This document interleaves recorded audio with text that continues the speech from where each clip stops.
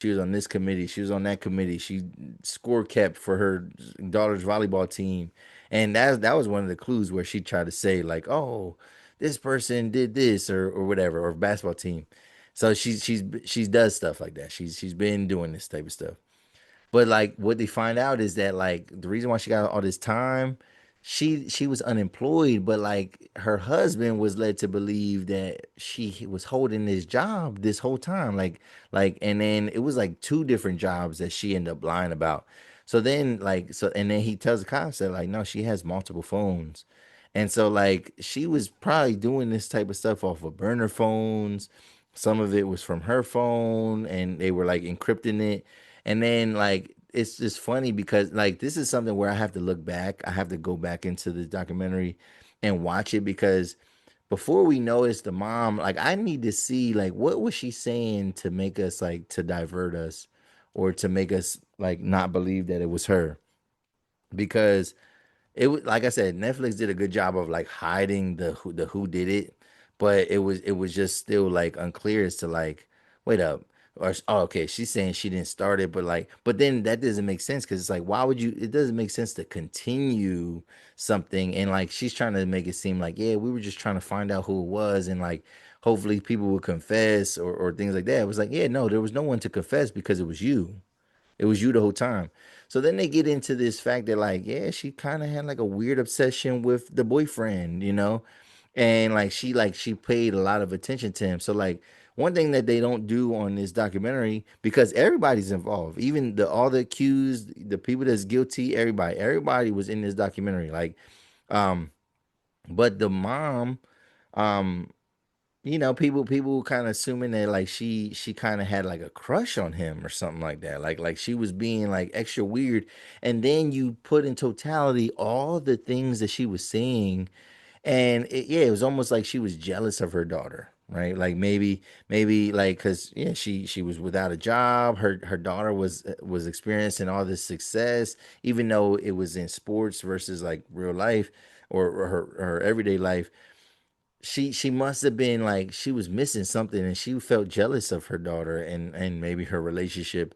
And but yeah, like saying the suggestive things about sex and things like that, and saying like oh he's gonna leave you because of this and this. And it's like were you trying to encourage your daughter to do those things? And then when she was asked if her daughter like considered suicide and things like that, and she was adamant to say no, like she didn't consider self-harm. And then and basically try to justify it and say well no, if my daughter was showing those things like I know my daughter, so but then the thing is like so you're saying that if she did show us signs that she was gonna hurt herself, that would have automatically made you stop. You know what I mean? But like you bullied and you cyberbullied your mom to this extent, or to you cyberbullied your daughter to this extent that like you know like it's like you think that you can be the one to help her and stuff like that, but like you're the one that's like doing all the bullying, right? So it was just weird. It was funny because as I'm watching it, I'm like, yo, this is like cyber Munchausen, right? Because the daughter was not, and it does take a little bit for you to like see sometimes like your abuser and like you to understand like they're harming you. But you like the daughter didn't really have a reaction when her mom first kind of got booked and stuff like that. So like, or when she was just finding out what was going on. Now, granted, the way they showed it in the documentary, it didn't like the cops were not very clear as to like what the mom was being charged with, but you could still see like the daughter still wanted to have an interaction with her mom, even though she was just learning that her mom was the one for 2 whole years terrorizing her life. So it's just it was sick, man. It was sick. It was disturbing. And yeah, this lady obviously needs some help. And she was just like the way that she was trying to cope and reason with us, even though she like we see that you're a bold-faced liar. It was hard to watch. It was hard to kind of get through some of these parts because it was just like shut, like I just was yelling and screaming like shut up. Like you don't even, you don't deserve nothing. You don't deserve no grace. You don't deserve no understanding. And like we're at a point now where the daughter is not allowed to have contact with her mother. Now I think the daughter is still a minor, and so I think that can stop whatever. But like yeah, cyber Munchausen to where like this woman was her daughter's tormentor, but then also was trying to be her daughter's hero and save her from this. And it's like and the daughter just not knowing what to not know, you know, looking at her mom, even though now she knows that she's the attacker, the abuser, also looking at her mom for comfort because her mom the whole time was giving her comfort.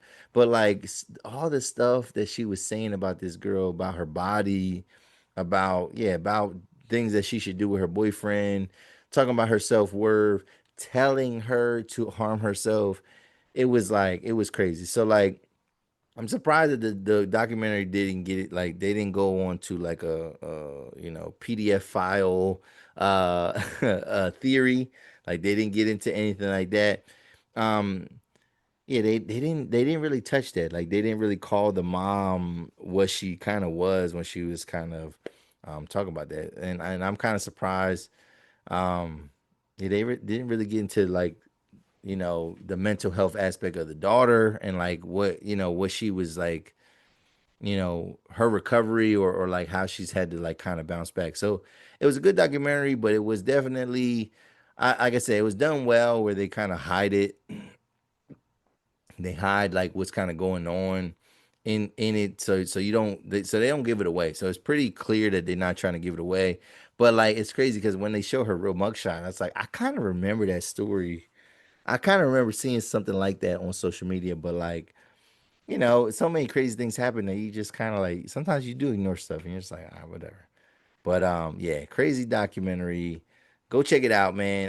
Again, I left a lot. I did tell you the who done it, but this is something that is nonfiction. It's real. Like you could look it up if you want.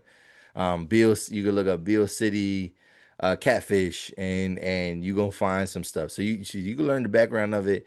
I left a lot of different things out because there was a lot of things that kind of happened in there. And just yeah, I want you to kind of react to like how this woman talks and just the psychology behind all this. Like, what does it mean, and like, you know, how do they move forward? So, leave a comment below if you've seen it. Leave a comment below. All right, let's do it. Let's talk about it. So last week, so yeah, we got two more topics, and then we got our big last topic, which is the matter review. So all right, man. Last week, right? I'm just chilling. I think I'm taking my son to football practice. This was like last. I think it was like it was like a Thursday. I think it was Thursday. So I'm taking my son to football practice, right? Then my boy calls me, and I pick up the phone. My best one of my best friends calls me, right? Steve, my man Steve, he calls me, and I pick up the phone, and I think from the way I picked up, he knew that I was unaware, right, of what something happened, right? So, because it's just, you know, I was like, "Hey, what's up, man? What up?" So first thing he says is, so you don't know." He says to me, "So you don't know," because he could tell by the inflection of my voice. Now, when he said that, though, this man had me thinking that something happened to one of our friends, right? Because you know we from a rough area, and I'm kind of desensitized to like bad things happening. Like I can prepare for it. Like it's not, I don't get like devastated as much. I'm desensitized. You know what I mean? But I'm vigilant though, and like so when he said, "So you don't know," I thought something bad happened to one of the bros, and I said, "No, what?" He said, "Yo, y'all got Micah Parsons." So my friend Steve is a Cowboys fan. I am a Green Bay Packers fan. And he calls to tell me about Micah Parsons going to the Packers. And I said, "Yeah, right." That's the first thing I said to him. I said, "Yeah, right, man. Whatever. Like, whatever." Like speculation. He's like, "No. Y'all traded two first round draft picks and Kenny Clark, and y'all resigned them for Micah Parsons." And I was like, "What?" So shocking, shocking, shocking, shocking. I'm very shocked about this move because this is something that the Packers don't really do this too often, right? Like, so there have been years that we have made some splashes and they always panned out. I remember the last splash, like where we acquired somebody. I guess getting Josh Jacobs was a splash for real.